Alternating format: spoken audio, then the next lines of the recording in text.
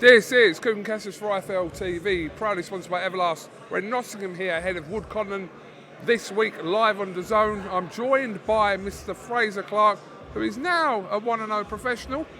That sounds good, doesn't it? Never thought I'd hear today, but here we are, yeah, 1-0. Just come down to kind of support the guys and... Just a boxing fan, aren't I? Just finished training. I'm only down the road, like 10 miles away, at Loughborough.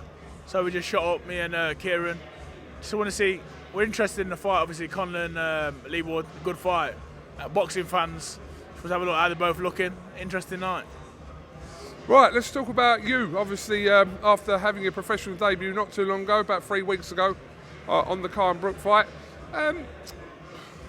it probably, with the multiple changes you had kind of leading into that fight night, I suppose it wasn't kind of the ideal way to make your debut. Is that a fair comment?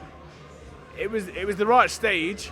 I love the stage, but no disrespect to the opponent, but it just wasn't good enough. I wasn't happy, to be honest. But it is what it is. I think the business side of things and the way it was either box him or don't box. Because there was like literally 24 hours where the opponent changed 3 times, and then you're trying to get other people asking for mad money, people just saying no, and fair play. He stepped in, so big up to him. Yeah, it must have been a difficult situation, judging because of the magnitude of the card that you were on. If you're left in a predicament where you have to take, and that's no disrespect to any of the opponents that were kind of mentioned for you around that time or could have potentially fought you, but if you're left with a situation where you take the fight or don't fight at all, it's like, what do I do? You want to fight on that bill, you want to make your debut on that bill, it's a huge stage, and so you was probably in some sort of predicament, but you got to move on from that now, I suppose, and kind of concentrate on the next.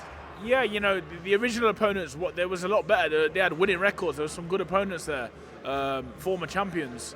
So it's out of my control. But yeah, obviously we're going to step it up again next time. Hopefully no pull-out, something like that, and I can have an opponent by the end of this week and have a name to focus on, so I can have a look at him and stuff. Has the date been set for your next fight? I think it has, isn't it? Yeah, 26th, the Wembley Arena. On the undercard now of Riakporhe and Juma, which is an interesting fight. I think it's a better fight than...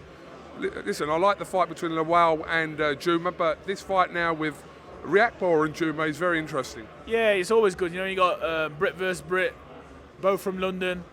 I'm not sure there's any needle there, but I'm sure there will be. And it's a good fight. Dion Juma, I can remember him from back in the amateur days. All I can remember about him was he could run like a racehorse. He was fit as anything. But I watched a few of his fights last night, actually. He's a live opponent. He can be dangerous if you let him be. So we're ready to be on form. March 26th, that is, and that'll be kind of the next progression of your professional career. Have you been following social media today? Have you been following Anthony Joshua's mad tweeting rant today? I don't know where that come from. I was with him a couple of hours ago. I didn't see him on his phone enough, and then all of a sudden we're driving here and we got here. I looked, and it's just like he just banged out about 10 mad tweets. I mean, he's on social media, but I suppose he doesn't. Obviously, he posts a lot of stuff to do with endorsements and things like that. But we do get this from Anthony, and I suppose he's just answering fans and kind of voicing his opinions on certain issues that are thrown to him. Yeah, you can't do it. You can't just sit there all day because he'd be there for a lifetime. Imagine trying to get back to everyone on his Twitter. But now and then, I think it's good, to answer the questions, tell the people what they want to hear. And he spoke the truth from what I see anyway. I seen a couple of tweets, but he was just saying it as it is. I think a lot of it was. The last one I seen was the Joe-Joyce, and he said, "What do you think I wouldn't fight Joe-Joyce?" I want to see it. It's a good fight, that is. Well, I know Frank Warren obviously mentioned, look, if Joshua is looking to take a fight, which is a little bit unclear, the situation, because of the situation in obviously Ukraine and Russia, but. If he is to take an interim fight between, and we use that term loosely, interim, Joshua doesn't have interim fights, but if he is to take a fight in between that and Usyk, Joe-Joyce has been mentioned, but probably unrealistic, would you say? Yeah, it's not going to happen. That's a major fight. That's not like I want to say warm-up fight, for Usyk or for whatever's next, but that's a big fight, so it's probably not going to happen. It sounds good, and Frank Warren had to put it out there. I understand where it's coming from, but it's a weird one with Joshua now. Where does he box? Like, because what's he gonna do? Like the O2, the O2 ain't gonna hold. He's a stadium fighter, isn't he? Do you know what I mean? I mean, I was talking to Frank Smith about this earlier on, and I said, if he is to take this fight in between, this will be the hardest time to match Joshua, because how risky do you go with it with that Usyk fight there? I mean, again, where do you put it? Do you put it at? I mean, he'll sell out wherever, I'm assuming anyway.